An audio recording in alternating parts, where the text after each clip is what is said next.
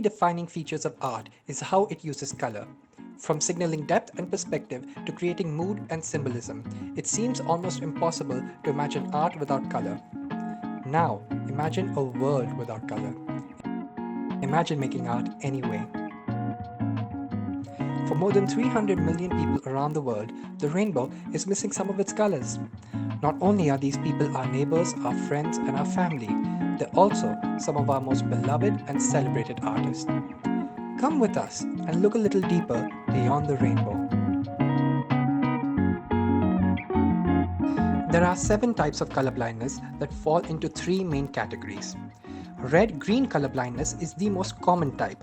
Individuals with this condition may be red blind, red weak, green blind, or green weak.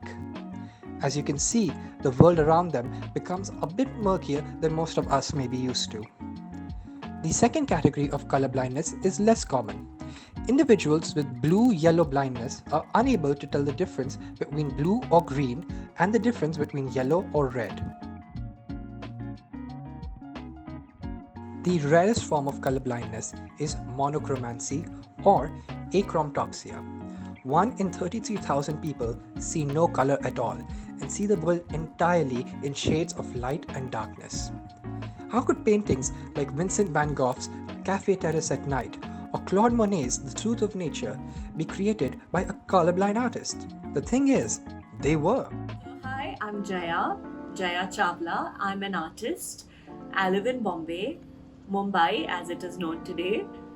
And I love all things art. For a long time, I thought I didn't know my colors because in those days, you didn't really get tested for color blindness. It was not until I was 40 and I took my full body checkup, and part of that medical checkup was a color blindness test. So I came to know that I have something called a red-green color deficiency, to put it in simple terms, which is quite common. So it wasn't like I didn't know my colors. It was genuinely something I had inherited in my genes.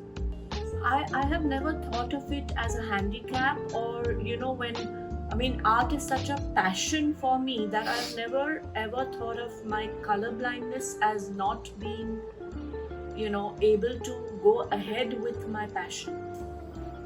So here's what I do, if I can show you. This is a color palette.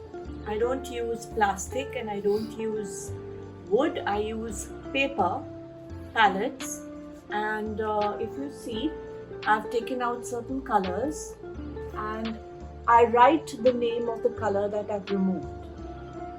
So, because once it's out of the tube has the name on it and I'm fine, but once it's out of the tube, I can have serious issues looking at it and trying to recollect which color I've removed. So everything is labeled.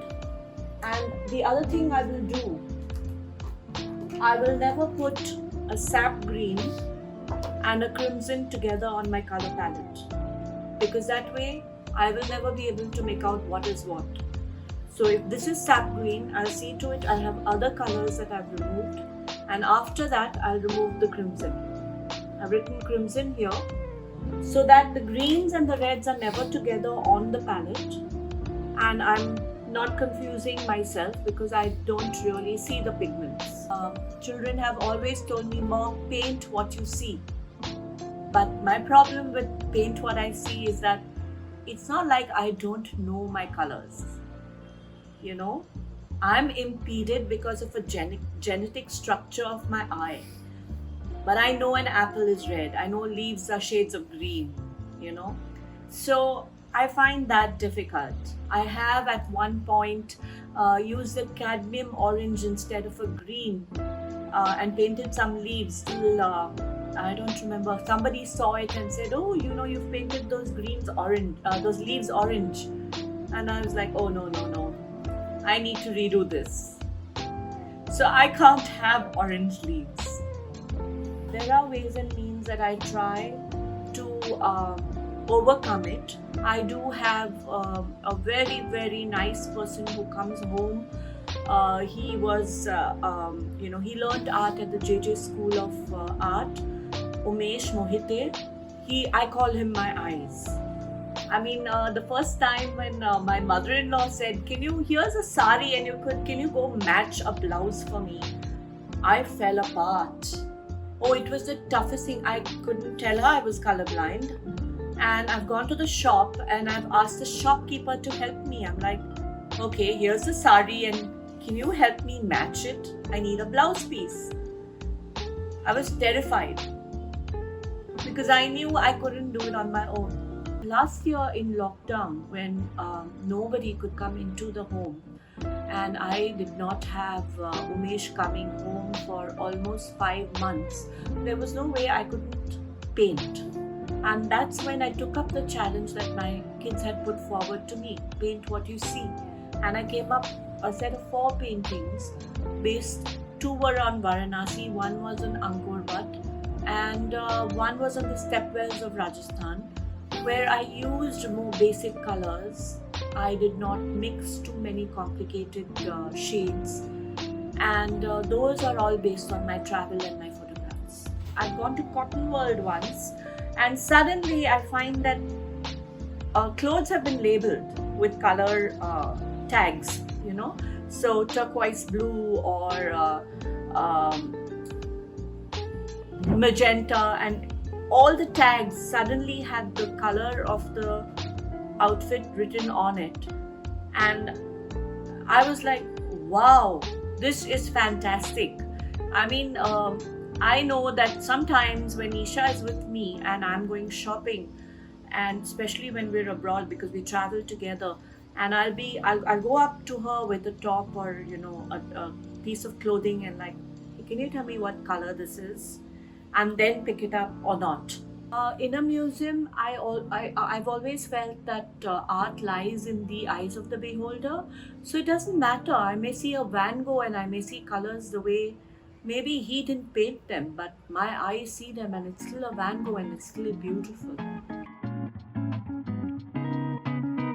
Some colorblind artists, however, have chosen to embrace their view of the world. Neil Harbisson, as the world's first cyborg, he hears a unique sound whenever he looks at a color and uses this in his paintings.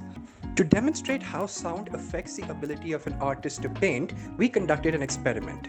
One of these 3 artists is colorblind, but all of them have been instructed to paint after listening to a piece of music. We wanted to see how that affects the way they paint.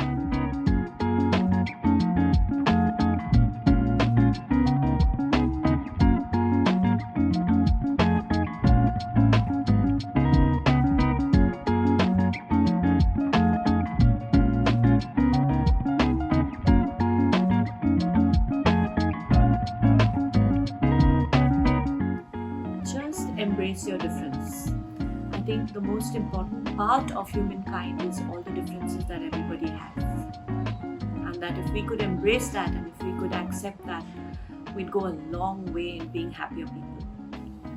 You embrace your difference and you find that the world is open at your feet and that there's so much you can achieve. It's wonderful. We have an Instagram page, as does everyone these days. So yes, it is Jaya_Chawla. It has a very few, very limited paintings of mine. And inshallah, when the show happens, I will be putting up all the new paintings there.